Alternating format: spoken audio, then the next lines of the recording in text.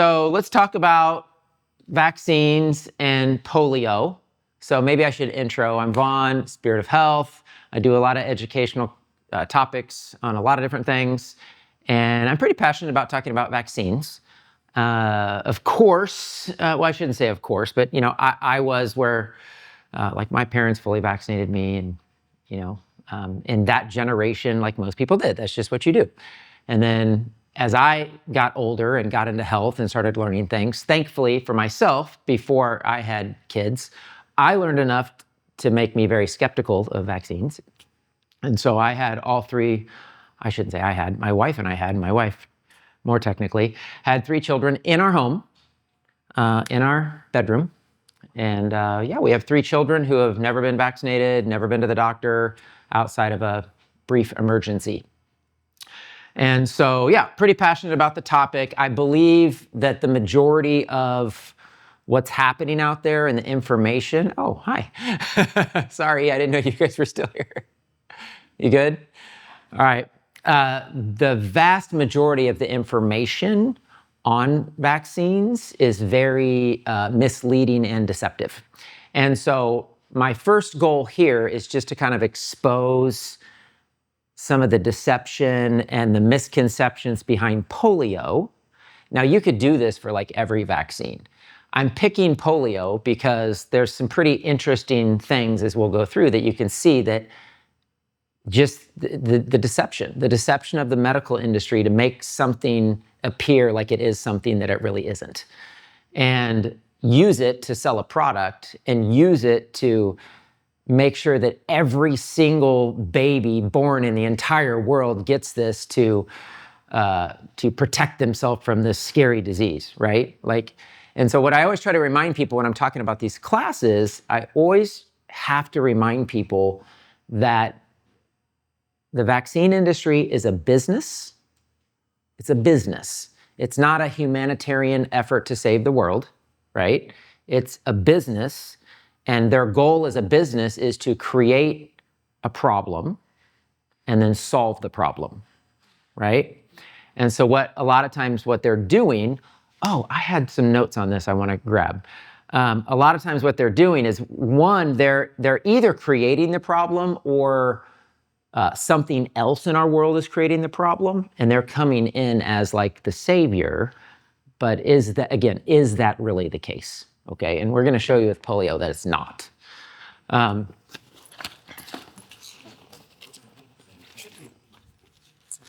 I was going through the slideshow, I was taking some notes, and I just want to make sure I hit some key things. So before we even kind of really get cracking here, okay, so this is kind of the intro. I'll just go off my computer. What if you've been lied to? What if one of the greatest medical victories supposedly isn't what we've really been told? And what if we've been trained to fear the wrong thing? And this class, of course, is not about fear. We're always about education and empowerment, which is our mission statement. If you've never heard our mission statement, it's to declare God's rightful place in medicine through education and empowerment. So truth, discernment, and responsibility is the goal. So just to start, we got to briefly remind people, and I just do this over and over because you can't hear it enough. We have to understand there's a germ theory of disease and there's a terrain theory of disease. Have you guys heard of this concept before? At least understand the concept. Okay, you've all heard of Louis Pasteur, yes, right? Have you heard of Antoine Béchamp? No. Exactly. Because he was Louis Pasteur's counter at that time, who had a completely different belief and a completely different theory. Well, whose theory won the day? Louis Pasteur's. And it's because it was the most profitable, right? So the main point I want to start out with is just, you really have to understand that we have created a system of medicine based on fear. More than anything else, the system is based on fear. And I talk to people like their doctors literally tell them if they don't take their statin drug, they're going to die. Or if you don't take XYZ drug, you're going to die. Or if you don't get the vaccines, your children are going to die. Like it's just fear, fear, fear, fear, fear. Like they're selling based off of fear. The hard part is there could be some truth to it, right? There could be a 1% chance or less your child dies of the measles. But the way I look at it is that no matter what your choice is, there's a risk. So you have to weigh the risk and decide what is more riskier.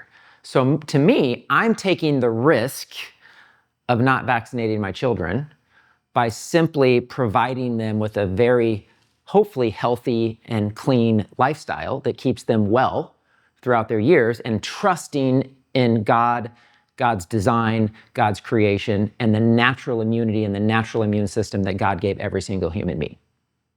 And I would like to think our body's immune system is pretty good, considering we're actually made in the image of the God of all creation, right? That's just my logic. So that's what I trust in.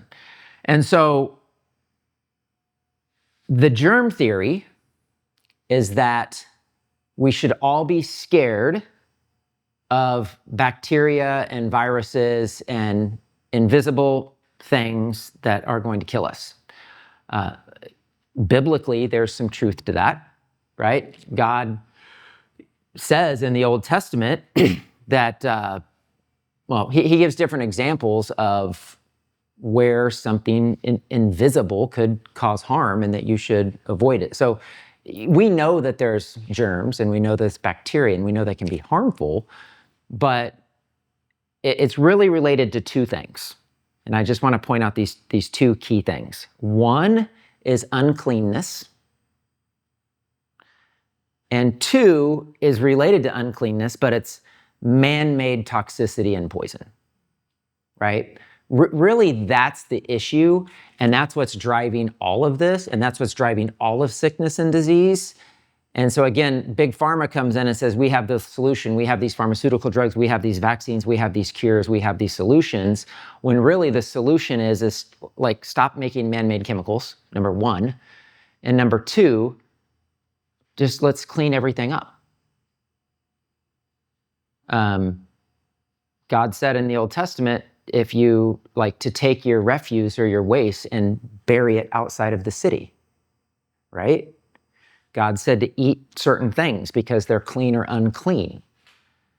I think it's in Proverbs where it says a one fly in the ointment can spoil it, right? So we know that there's uncleanness that we have to avoid, and we'll see more as we go through it, but really it's this concept of if you can clean up your environment and your living conditions and you can avoid toxins and poisons, there's really no need for any of this.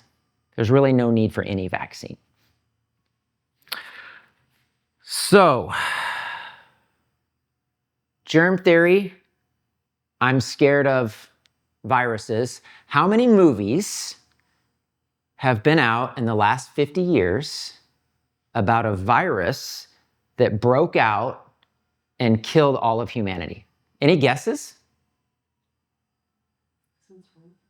Just in the last 30, 40 years. 30, 40, one a year. Over 100. That's called social conditioning. Has it ever happened? Has it ever even come close to happening? No, but there's always this chance. So you better watch out, right? So I just wrote a couple of them down. Contagion, Outbreak, I Am Legend. I like that movie. I like Will Smith. 28 Days Later, 12 Monkeys, Resident Evil. There's literally been over 100 pretty major movies about some virus leaking or getting out, and all of humanity is wiped out. So, thought that was interesting. All right. Here, I'm gonna use my little fancy clicker. Okay, what is polio? Poliomyelitis. So polio means gray. It's the color gray. And myelitis is inflammation of the spinal cord. So it was this grayish inflammation that they could see in people's spinal cords. It was really like a nervous system problem, a nervous system condition. And I can see this one much better, sorry. A diagnosis describing nervous system inflammation, not automatically proof of a viral cause. So again, take out the whole viral theory and going back even to the 1800s, people were developing these symptoms of this condition of inflammation of the spinal cord. Now, what could cause inflammation of the spinal cord? All kinds of things. Yeah, maybe the vaccine itself. Yeah, well, we'll get to it, but what happened when they first gave people the polio vaccine in the 50s? They gave over 100,000 people polio. They poisoned them. So poliomyelitis simply means, and it's really cool to kind of look at the Latin because you can really kind of see like, where did these terms come from? And is it really this big scary thing? Like, is polio this big scary thing? Or is it just inflammation of the spinal cord? Not that inflammation of the spinal cord is not a big deal. It is a big deal, but just breaking it down, that's exactly what it means. But then it goes back to like, okay, so what's causing inflammation of the spinal cord, right?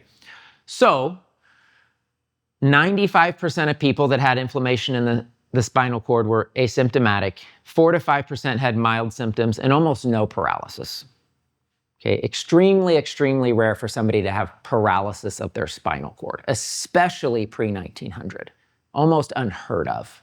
Okay, it's important to know that. You said pre-what? Pre-1900, right.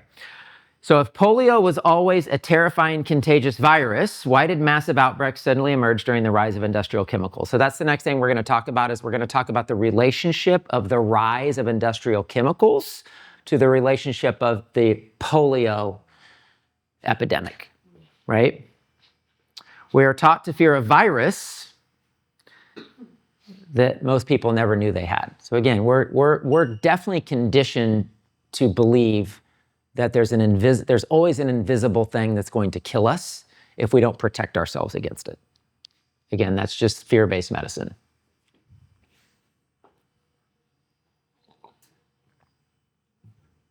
So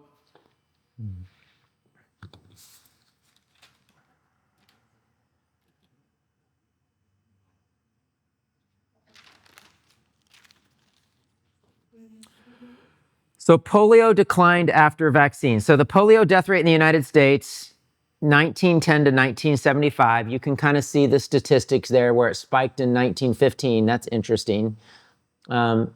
I didn't notice that before, but you know what? I don't know if you know what happened in 1915. You heard about the Spanish flu or 1916? Yeah. That was the first ever mass vaccination campaign done on human beings. Kansas was a big one, yep. And then they send them off. Right. Yep. And then you have this Spanish flu that kills all these people, and then you have this sudden rise in, polio and these other diseases, right? So polio death rates had fallen 90% before the 1955 vaccine. So whatever polio was, came about, had a spike, and then they introduced the vaccine in 1955, and then supposedly there was this massive reduction in polio, which we're going to explain how the drug companies make it seem like a disease disappeared when it really didn't. So, polio incidence and pesticide production. So the blue line is polio, and the dotted line is DDT, BHC, and these are lead-based, heavy metal-based pesticides and herbicides. Now, when I say pesticides and herbicides, there's like campaigns, there's TV commercials, there's happy jingles, there's like, it's good for you. Like literally the kids are like running behind the trucks as they're spraying. I mean, you did that? It's my neighbors did. I stood by the street and watched, and I'm still getting it. It was madness. Like it just goes to show you that people just believe what's on the TV, right? And so here they're spraying these massive amounts of poisons. What had actually happened in the Northeast is there was an invasive moth that came in and was killing a lot of the trees and I don't know if it was the trees. I know it was killing trees. Anyway, that was part of this, like, let's start massively spraying these lead-based herbicides to kill this moth to save the trees. And, I'm sure somebody knew it was chemical based, but I don't think anybody knew like how bad it could be or what it could cause, or, I'm sure they didn't do any studies on it. So they just started dumping this stuff like literally just up and down city streets. My mom would spray it on me, and the minute she did, I couldn't breathe. Yeah. Like that, and just gasp, and I knew it was bad. Yeah. Yeah. This nasty stuff. So isn't that interesting that here we have this pre-1900, this disease that was kind of around, but wasn't like a major thing. It was just inflammation of the spinal cord, 95% asymptomatic, very rarely caused paralysis or any serious problems. Then all of a sudden, boom, we have all this polio. So what caused it? Did a virus like suddenly sneak out of a lab somewhere, right? Like, even if you believe in this viral theory, like, can you explain where this mystery virus came from? Right? Where did the mystery COVID virus come from? So now we have polio in the early 1900s up to 1950s. And interestingly, massive campaigns to spread lead-based pesticides all over everything, especially and where did polio was really heavy in the beginning was in the Northeast, and it was where they were spraying these chemicals for this moth invasion that they had. So this might be the most important thing for you guys to understand when you're listening to the class, literally the most important thing. And this shows the massive deception by the medical industry and by the vaccine industry to sell a product. And it's all about how you define something. So before 1955, polio was muscle weakness, acute flaccid paralysis, neurological symptoms, paralysis lasting as few as 24 hours. So if you had those symptoms, you could be diagnosed with polio. Diagnosis was broad. Many neurological conditions fell under the polio umbrella. So who knows how many of these polio diagnoses were even accurate, right? It's like, hey, you got this neurological condition, let's call it polio. It's just like today, you have some mental decline going on. We're going to call some people Alzheimer's and some people dementia and some people, So before 1955, those are the symptoms. What came out in 1955? The vaccine. Now, to be diagnosed with polio, you have to have paralysis that lasts at least 60 days. Do you guys get it? You don't get it? They changed the definition. The vaccine's out. Nobody's getting diagnosed with polio anymore. Polio's gone. We eradicated it.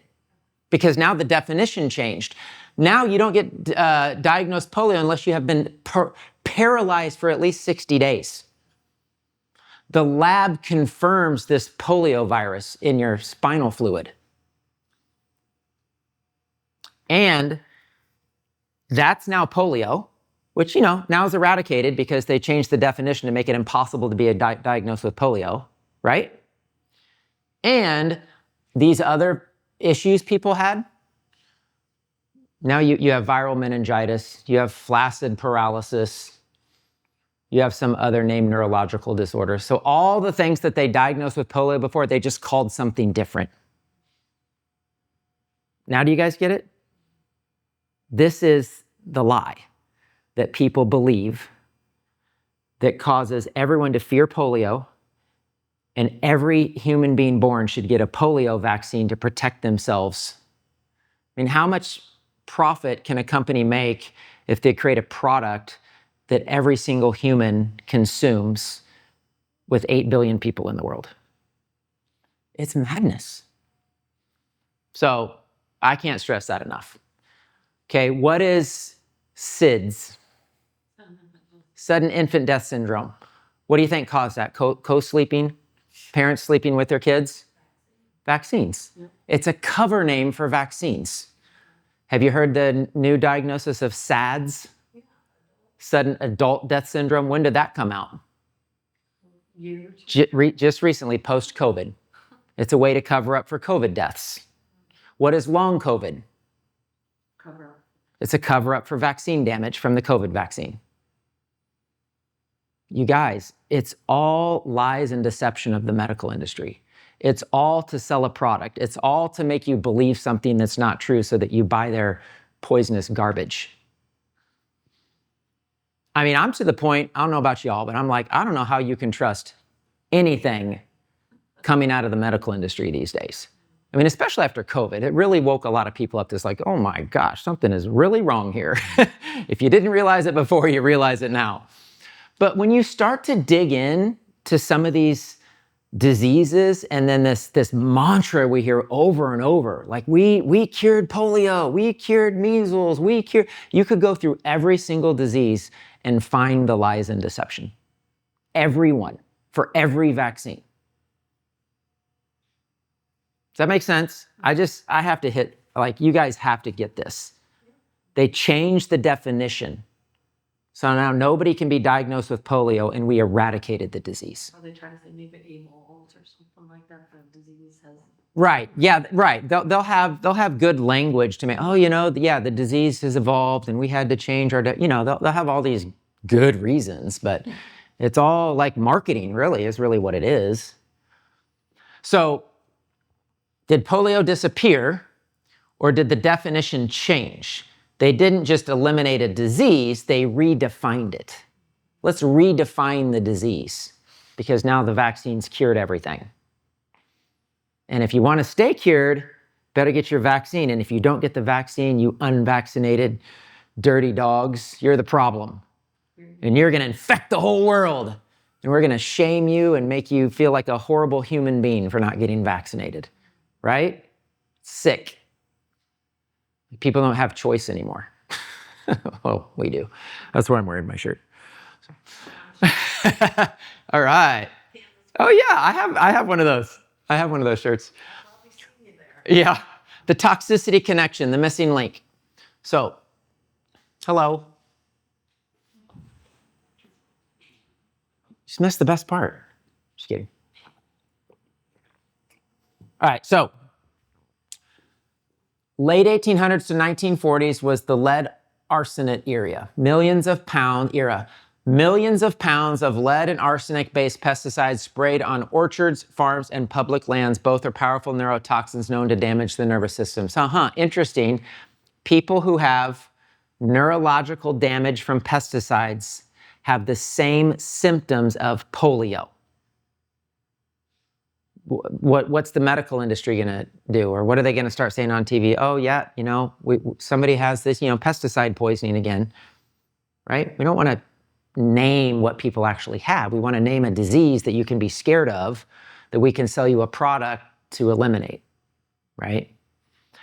So 40s and 50s DDT explosion, post-World War II, sprayed in neighborhoods, schools, and public places. Children literally ran behind the spray trucks, marketed as safe. DDT is good for me was the jingle. DDT is good for me. It's catchy, huh? They did ban DDT. It was so toxic. Children were being born deformed.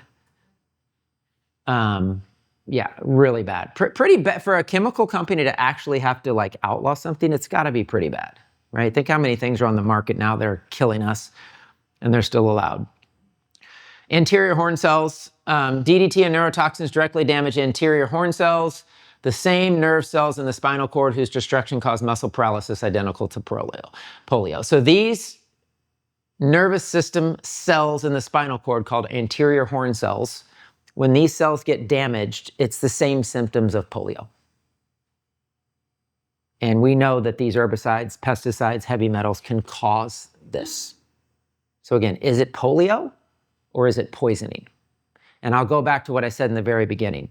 Every disease and every problem happening with mankind is from uncleanness or a man-made chemical poison. That's it. So if we get the poisons out of our body and out of our environment, and we live in a clean environment with, good sanitation and good plumbing and clean water and all that, we don't have sickness and disease, and we need none of this. but they could never tell you that because then they can't sell their stuff. All right, the disappearing disease problem. So diseases started declining way before vaccines for the most part. And here's where I just mentioned, sanitation and clean water, improved nutrition, better hygiene, improved living conditions, reduced overcrowding. Again, that's really the solution. You don't need a vaccine to solve any of these problems. And I give you some examples here. There are vaccines for these, but people don't really use them, or they're very, very rare or rarely used, or maybe they use them in third world countries where they actually have these problems, but we don't really have these issues anymore. When the settlers came over in the 1600s and 1700s, people died of cholera all the time, and typhoid fever all the time, and tuberculosis all the time. Now, do you ever hear of anybody getting any of those?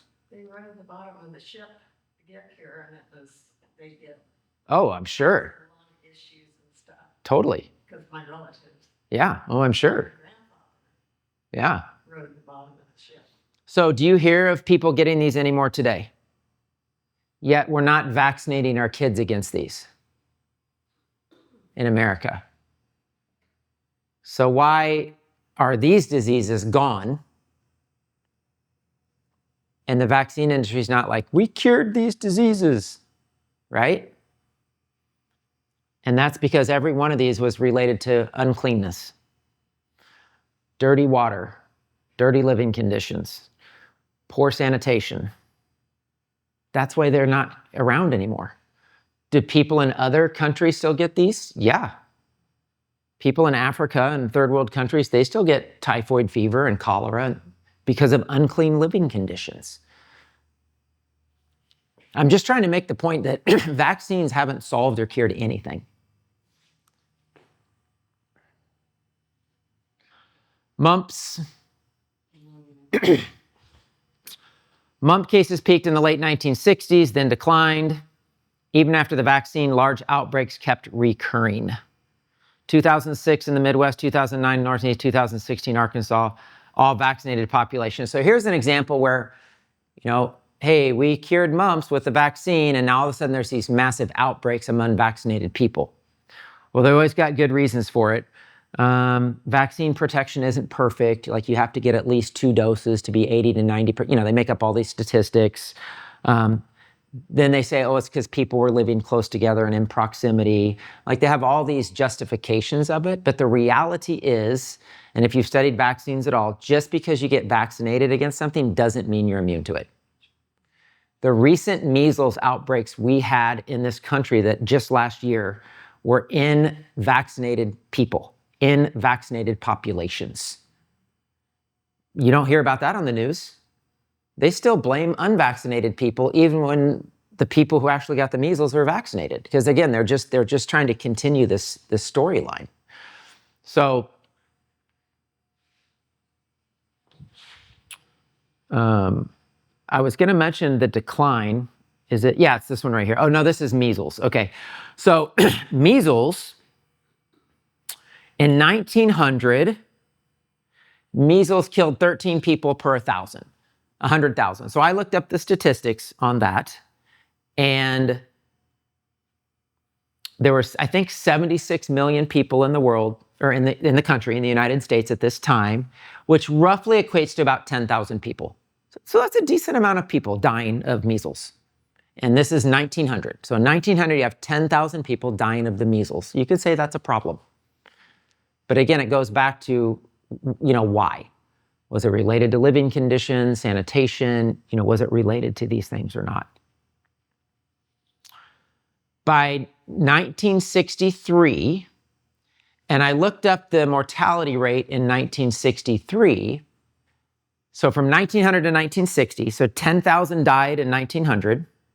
And in 1960, approximately 300 to 400 people died of the measles in the entire United States, with a massively larger population than 76 million. I don't remember what the amount was from 1900 to 1960, but of course it was more than that, probably double that. So how do you go from 10,000 deaths to 300 to 400 in 60 years with a bigger population before the vaccine came out? Right? Common sense. Just what we're talking about. It's about cleanliness, environment, sanitation, clean water, all the things. So now all of a sudden, 1963, the vaccine came out. We cured measles. Every child should get a measles vaccine. I mean, I don't know if you guys followed any of the stuff that happened last year when there was one or two kids that died of the measles. And I think one of them was unvaccinated. And the amount of people are just sick. That's all I got to say. I mean, this person just lost their child. And they're talking to her like she hates her children, or sorry you didn't love your child enough to vaccinate. I mean, it's just sick. It's just crazy. And then you got tens of thousands of kids that have autism and be killed by vaccines, and nobody talks about it. It's crazy. Again, it just shows the narrative. I don't know if you've seen Divergent or you've seen The Matrix or you've seen any of these movies, but they're all a wake-up call, right, to the world we live in. So what caused this? What caused the decline of measles to be almost non-existent by 1960? Nutrition, sanitation, living conditions, not a vaccine, right? The vaccine hadn't even come out yet. So the vaccine industry is looking to capitalize on something that they could create a product and sell it to the public that everybody needs this. They weren't able to do that for some reason with cholera and typhoid fever and some of these other ones. But any ones they could capitalize on, they did. Okay. So this is kind of just some contamination where people were given the disease through the vaccine because of contamination, which to me, all vaccines are contaminated. They're all unclean. They all have animal parts and monkey kidney cells and chicken embryo cells and just weird stuff in it, right? They have formaldehyde in it, polysorbate 80, human diploid cells from abortions. It's just on and on and on and on and on. It's just very, very unclean. But some of it was so bad, like this, the Cutter incident in 1955, where I'm pretty sure it was over 100,000 people got paralysis, hospitalization, and death. They said that was a manufacturing problem, but they fixed it, right? 1955. So you didn't get to the point about the iron lung and all of that? No, I don't really know about all that. I've heard of it, but I don't know all the details of it. Contamination SV40, simian virus 40 was found in some batches from contaminated monkey kidney cells. Woo! Vaccine-derived strands, oral vaccine strains in some cases reverted to more neurovirulent forms causing vaccine-derived paralytic polio. So they even have a term for VDPP, vaccine-derived paralytic polio. So there's even a term for polio being caused by the vaccine.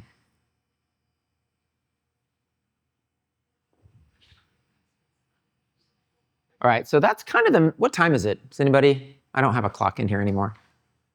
6:45. Okay, great. So I'm going to just that's really what I wanted to share with you guys on polio. And I think my point is, or one of my many points is that if polio is a lie, like what it is, how it's defined, did they change the definition, did the vaccine really cure it, If the polio is a deception, well, what about all the rest of them? Right? Is this an industry we can trust? Are they really eliminating childhood illness? I had scoliosis when I was 14, Mm-hmm. and it was probably from the DDT or whatever. Plus, my mom got me multiple polio sugar cubes, which were bad. Yeah. Yeah, the oral vaccine. So then they Yeah. had to go fix it Right. by putting the Harrington rods all the way down my spine Wow. because it was that bad. So, Wow, that's crazy. and I've always known it Well, you made it through. was, well, because I'm in an alternative health line, Right. because of that. Yeah, good. All right, so just kind of a review. Modern medicine focuses on killing pathogens, suppressing symptoms, ignoring toxicity, ignoring the terrain, right? Ignoring the health of the body, ignoring nutritional deficiencies. We always give the silly example of the fish tank, right? So what happens if your fish isn't healthy? Do you like try to fix your fish or like check his organs or run some tests or like, give him antibiotics? Or do you like check the pH? Is the water oxygenated? Is the water bad? Does it need to be changed? Is he getting enough food? Right? So it's just amazing how modern medicine ignores health, ignores terrain, ignores the health of the body, ignores things as simple as nutritional deficiencies, which, we know since scurvy, when people were coming across on the ships, were vitamin C deficiency. So God's design for health is the innate immune system that we all have, nutrients from the earth that God gave us in the Garden of Eden, sunlight, natural elements, detoxification pathways, right? We have a liver, we have kidneys, we have lungs, we have a lymphatic system, we have all these organs designed to keep our bodies clean, and herbs. That's the original medicine. I believe what has been created in the last 100 years by Big Pharma is alternative medicine, right? The medicine that is real, that always has been, is herbal medicine. But they flipped it, right? Now it's like, if you do something natural, you're one of those alternative medicine people, right? Well, sorry, Big Pharma, you've only been around like 150 years and you're kind of failing and everybody's seeing it, right? Not saying they haven't done some good things, not saying they haven't saved lots of lives. I have to put that out there. But it's like, for the 5% good that's been done through it, I think there's about 95% of not good. And it's pretty obvious just looking around. The current statistics, they say the adults with a diagnosed chronic disease, right now adults, it's staggering. It's hard to even believe. 76.4% of adults have a chronic disease. That's 3 in 4 people walking around have a disease. What on earth? In the 1960s and 70s, was everybody, did everybody have a chronic disease? There was no autism. It's crazy. All right. So in closing, truth, freedom, and responsibility. God designed the body with the innate capacity to heal itself when given what it needs. So there's always 2 things I'm looking at when I'm working with people is, what are you deficient in, right? What's the easiest way to prevent or to knock out measles? Vitamin A. Right? What did most parents or grandparents torture their children with every day back in the 20s, 30s, 40s, and 50s? Cod liver oil. High in vitamin A and vitamin D. We were pretty smart back then. I don't know what happened. So I still give my kids cod liver oil. But it doesn't taste good for you. It doesn't, there's ones out there that don't taste so bad. I have a cinnamon one that the kids love. So yeah, there's lemon, I think every child in America should take cod liver oil every day, period. If it was good in the early 1900s up until the 50s and 60s, why not now? Stewardship. Health is stewardship, not outsourcing our bodies to fear-driven medicine. So it kind of takes the responsibility off ourselves and puts it on the medical system, right? Like, hey, I'm just going to live my life, and then I get sick. It's the doctor's job to fix me, right? You have a real problem with that mindset. That's not going to go well for you. Like, we have to take care of ourselves. Fear is greater than, I don't know. Fear has driven modern medicine. Truth brings freedom. Test every narrative. So this is just one example of 1,000. Like, we can talk about statin drugs or blood pressure meds or, MMR vaccine or, we can talk about all of it and find all the holes in the medical model.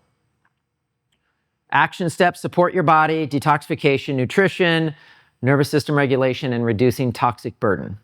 Truth leads to freedom, but only if you're willing to look at it. Take back your health. So, yeah, I mean, this is just stuff we do. Classes, we do consults and lab testing. Obviously, we have a store, healing protocols. Most of y'all know us and what we do, but I think that's the last slide. Boom. So let's do questions. And online too. Any comments online? Yeah. What are your thoughts on peptides and peptides like BPC-157 and BP500? I don't have a strong opinion on them yet, just because they're too new, and I've definitely heard mixed information on them. So I don't want to say. I have friends in this industry who are big on peptides and think they're the most amazing thing ever, and then I have people who are like kind of skeptical of it. So I don't want to have a strong opinion on it yet. They're literally brand new on the market. So.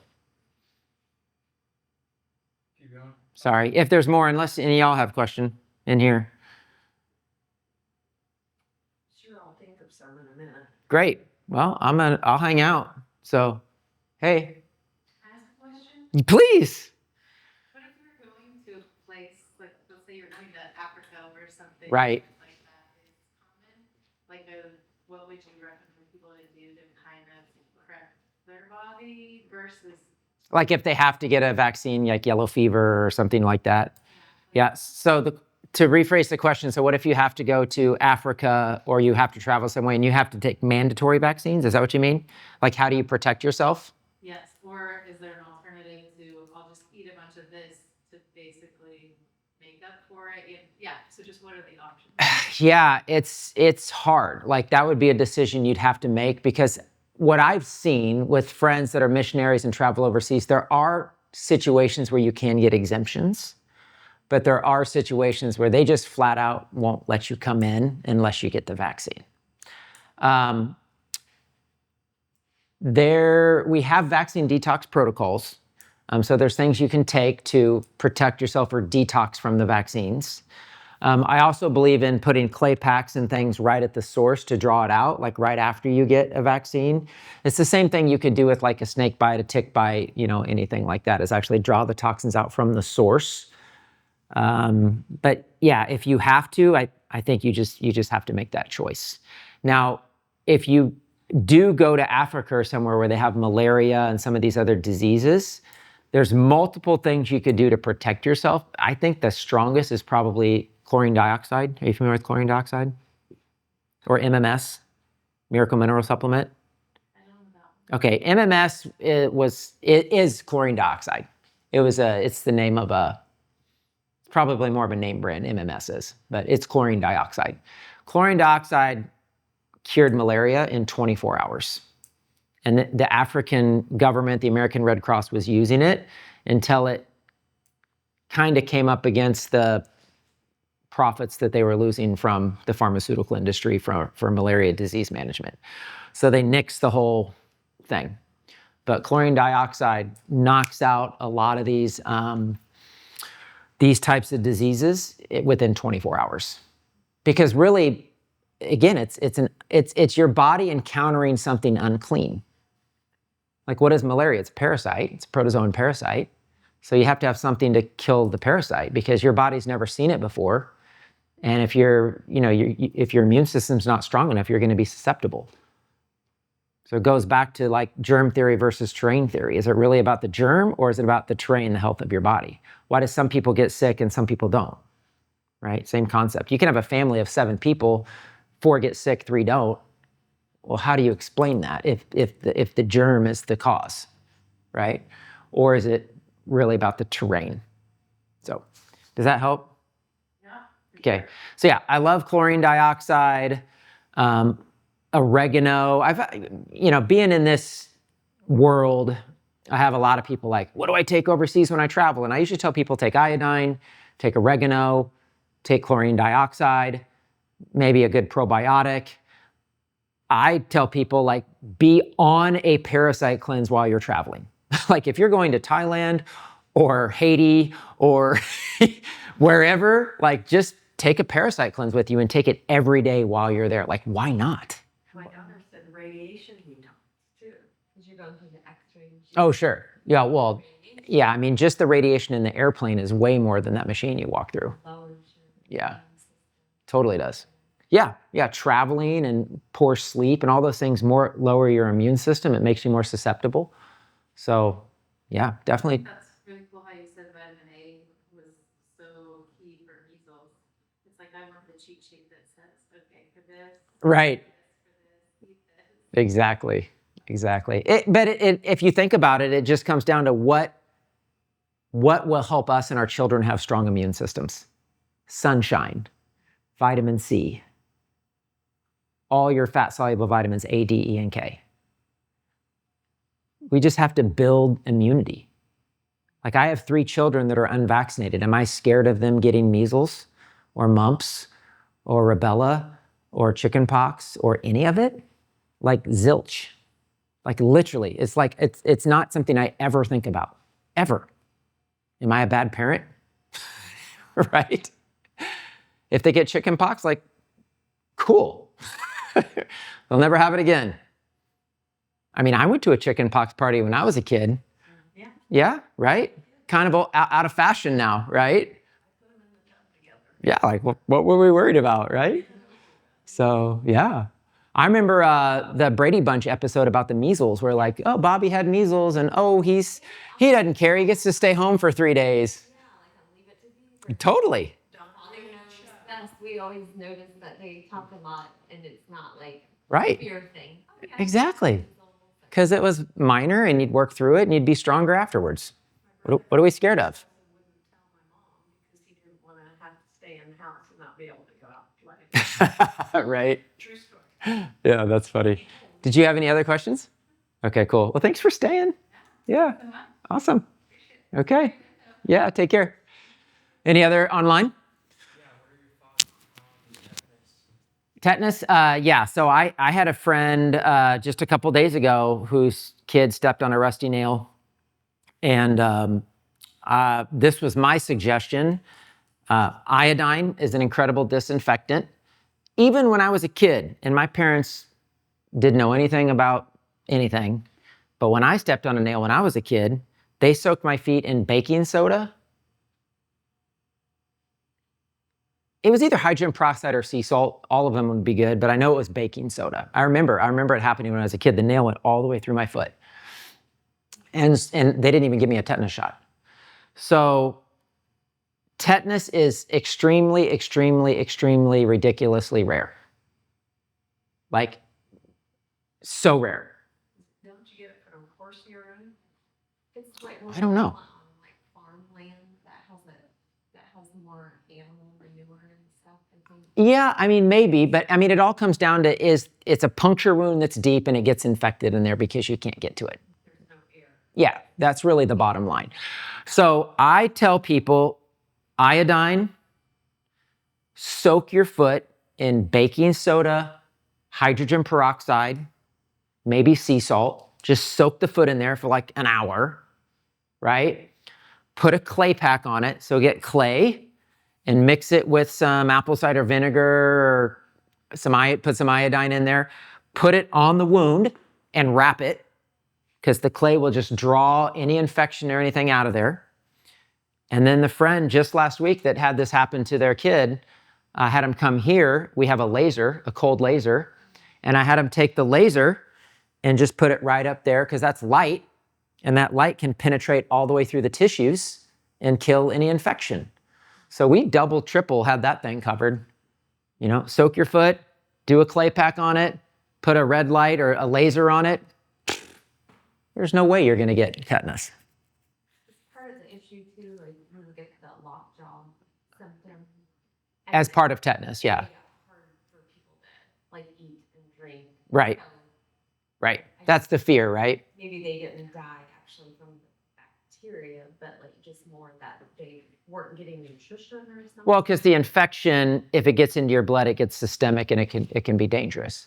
So again, always a risk. Risk if you get a vaccine, risk if you don't. Where do you want to put your risk? Like life is a risk. I don't know about you guys, but like the God I know, like didn't tell us we were going to live forever. We're supposed to, but we messed up. So we're not going to live forever. So there's always a risk. I think we're supposed to live to 120, but That's Genesis 6:3. yeah, but because of all the chemtrails and everything, Yes. they're spraying it with Yes. vaccines. My spirit shall not strive with man forever, for he is indeed flesh, yet his days shall be 120 years. We're not making it, man. We're like 80's good. I mean, really, it's tough. I really do. I know we're not going to escape death in this lifetime. Eternally, we will. But I really do believe we're supposed to be living 120 years. And we're definitely falling short of that. And I mean, what other explanation can you give besides the fact that we're not living a clean lifestyle in alignment with how God wanted us to live? There's no other reason. Anything else online? Is Seeking Health a good company to provide this? I don't know. I'm not familiar with Seeking Health. Okay. Do you believe in using activated charcoal for detox? I'm a big fan of activated charcoal, yes. I think charcoal is the strongest binder out there.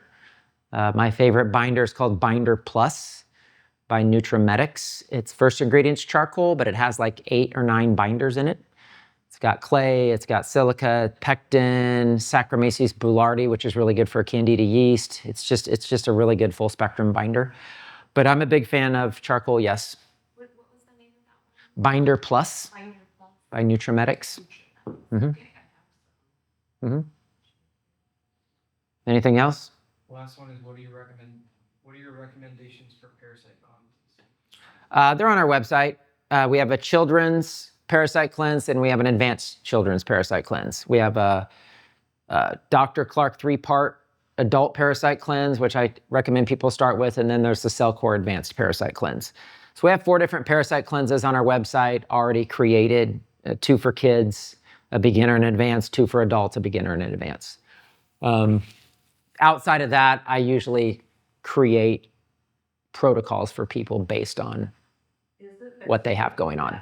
during full moon? Yes. Yeah. So I'll have people do a parasite cleanse and then increase the amounts they take around the full moon. Parasites are more active around the full moon.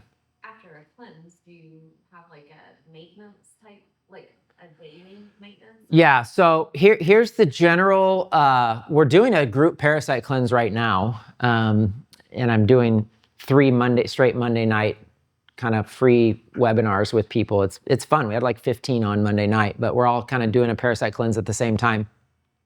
My general recommendation is if you do a parasite cleanse and you have any sort of activity, benefit, change, you see something in the stool, you have symptom improvement, whatever, continue it for as long as you need to until you feel like you reached a wall.